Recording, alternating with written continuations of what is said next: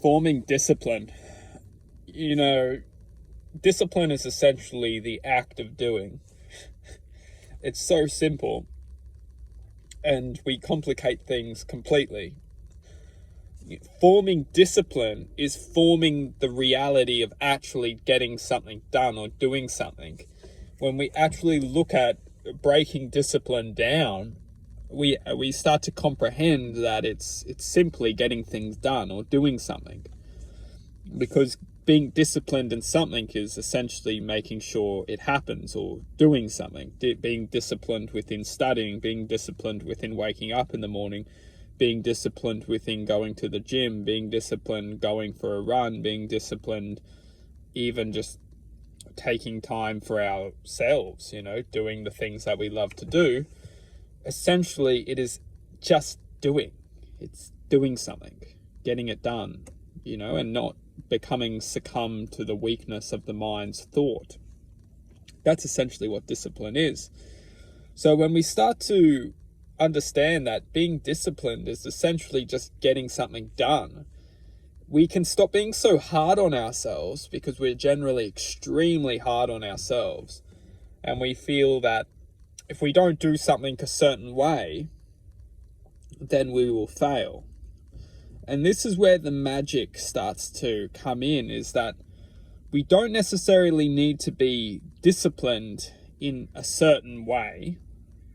Discipline itself is key, and discipline is essentially the act of doing. So essentially, what we're trying to decode or tell ourselves is that we need to do something. We need to get something done. It doesn't necessarily need to be, because this is how the mind works, is that we can feel we want to change, or we can feel that we want to do something, but we don't know how to code it. We don't know how to calculate it yet. But what we can do is we can feel it. We can feel that we want to achieve something. We can feel that we want to achieve something ultimately. So what we're doing is that we're actually letting the mind have a chance to kind of manipulate us, because we can feel it. Just say we have the source of change within our feeling.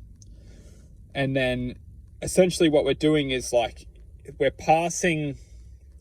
letting the mind manipulate us, essentially, not potentially.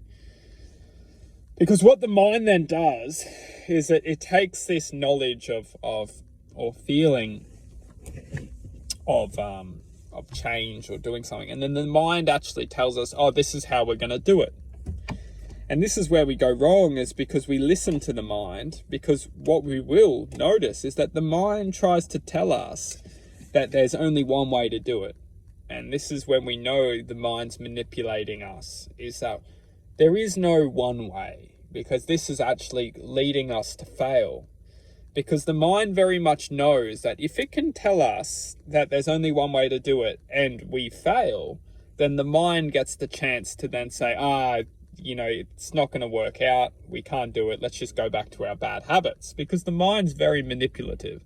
The mind doesn't want us to free itself from its very much dictatorship of our reality. It wants us to be essentially succumb to its thought. So the mind will do its best to take something that's good for us and convince us that this is the way to achieve it, knowing that we'll most likely fail.